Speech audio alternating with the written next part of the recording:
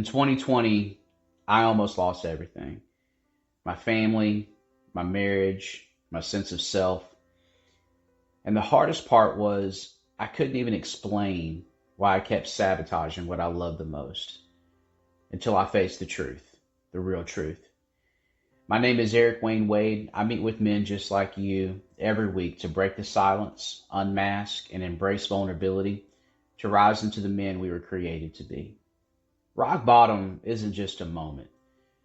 For me, it was a mirror. In 2020, I made decisions that nearly cost me the people that I love the most.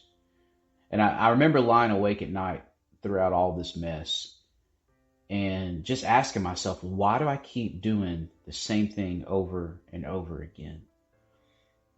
The truth was, I didn't know. But I had to know because I had to figure out why I still was repeating the same cycles over and over again. Although 2020 was the rock bottom, it was followed by 4 years of peace, joy, some of the happiest years that I can remember. But right before those 4 years was a time of self destruction. And that wasn't the first time. So I would have this cycle of years of good memories that we were making with our family, only to be followed by my own self destruction.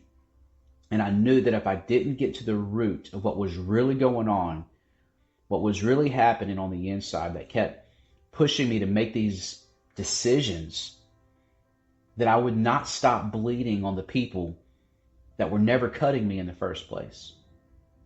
So I did what I'd never done before: get honest. First, I had to be honest with myself. I had to stop blaming the stress, stop blaming the past, and I really had to ask myself harder questions, internal questions, to get the answers. Why do I react this way? What am I really running from? And what am I using success, anger, or silence to hide? Well, these questions, they forced me to stop looking at the symptoms and start looking at the sickness. And the sickness didn't have a name until I faced it. Shame, self-hatred, the belief that I had to perform in order to truly be loved, the idea that I had to carry everything all on my own. And I never gave myself permission to feel, let alone heal. So in that dark place, I discovered something very, very profound. I wasn't broken. I was just buried. And if I wanted to survive, I had to start digging deep. And so what did that look like? Well, I surrounded myself with men that I could trust. And I slowly got honest.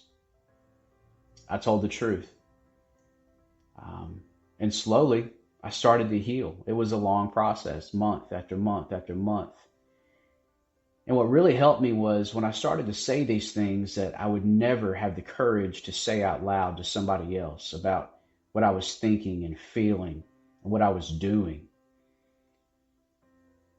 I would expect to see looks of judgment, shock, disgust.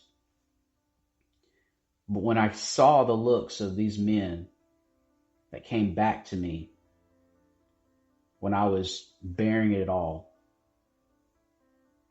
it was so promising that there was hope and that there was a future behind the storm.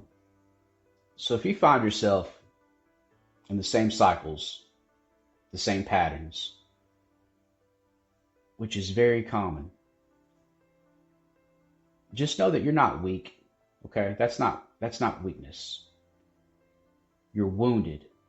Now, if you don't address and treat that wound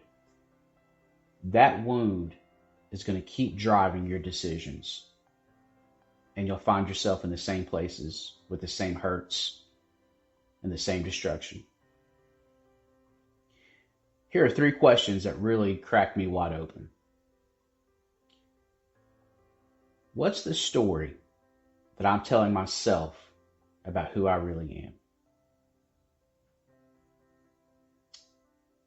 What emotions do I keep numbing or hiding? And what version of myself did I bury to try to stay alive? You don't need more willpower. I know it feels like it, but you need more honesty. You need more courage, and you need more brothers to walk with you because you're not alone. And the truth is, you never were.